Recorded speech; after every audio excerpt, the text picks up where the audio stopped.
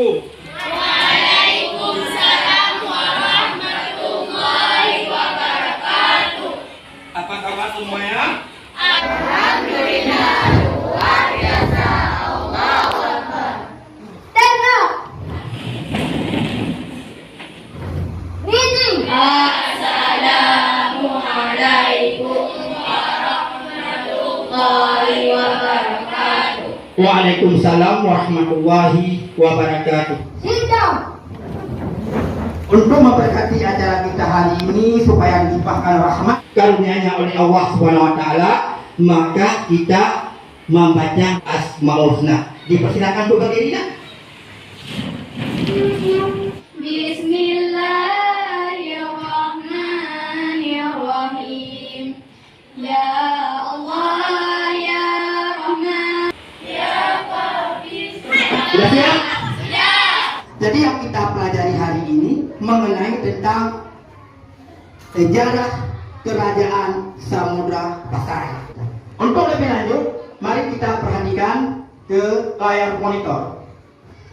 Ada yang tahu apa itu sejarah? Sejarah adalah yang terjadi dan benar-benar terjadi di masa silam atau di masa lampau. Iya, cepat sekali, Zak. Itulah yang disebut dengan sejarah. Ada zaman prasejarah dan ada zaman sejarah. Kita hidup di zaman mana ini?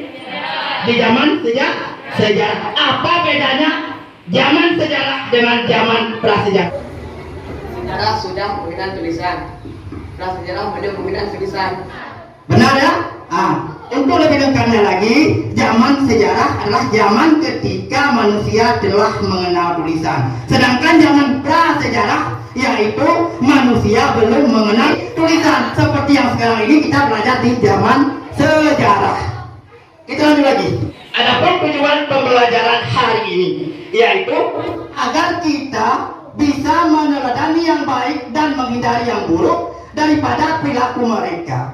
Oleh karena itulah Allah mengisyaratkan pentingnya belajar sejarah. Kira-kira Allah berfirman, surat mana kira-kira? Ar-Rum dan Al-Fatihah. Kalau Al-Fatihah ayat berapa? Ayat 67. Bisa dilafazkan? Bismillahirrahmanirrahim. Ihdinas siratal mustaqim warahmatullahi. Amin. Tepuk tangan untuk Sejarah kerajaan Samudra Pasai. Nah, ini kerajaan Samudra Pasai merupakan kerajaan pertama di Nusantara, yaitu yang berkuasa dari abad ke-berapa?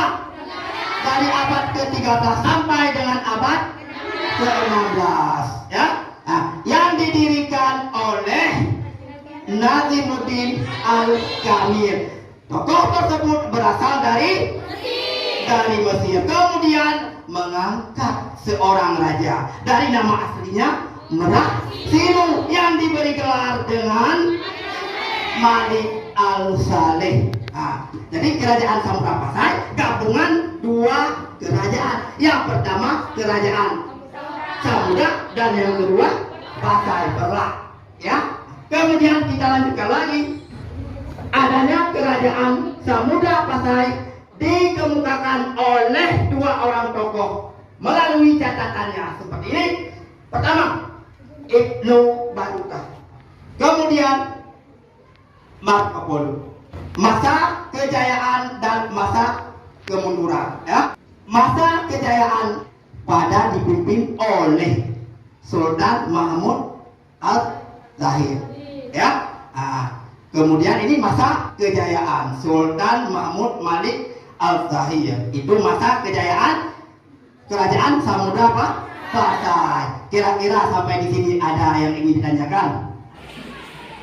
Kalau masa keruntuhan siapa yang memimpin? Iya, ada yang bisa jawab. Ini coba urutan sultannya. Sultan Mahmud Malik Al-Zahir. Ini sultan yang memimpin masa kejayaan Samudra Pasai.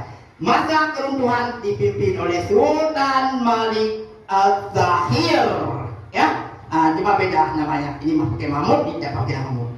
Jadi kalian bedakan, ini masa kejayaan, dan ini masa keruntuhan. Kemudian apa yang menyebabkan keruntuhan? Kira-kira ada yang mau sebutkan? Adanya kerajaan Majapahit Kemudian dan adanya bandar Malaka. Letaknya lebih strategis. Ya, 100 untuk habis tepuk tangan. Ya, coba maju 2 orang anak ke depan. Mau hadiah? Mau hadiah? Mau. Setiap hadiah harus ada perjuangan. Udah, kembali. Coba gulingkan ular tangga ini sebagai permainan. Nah, ini di sini ya.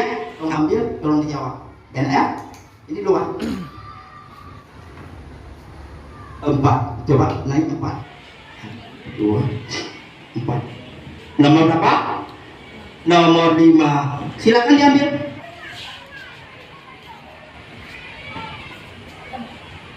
Berikut ini peninggalan kerajaan Samudra Pasai.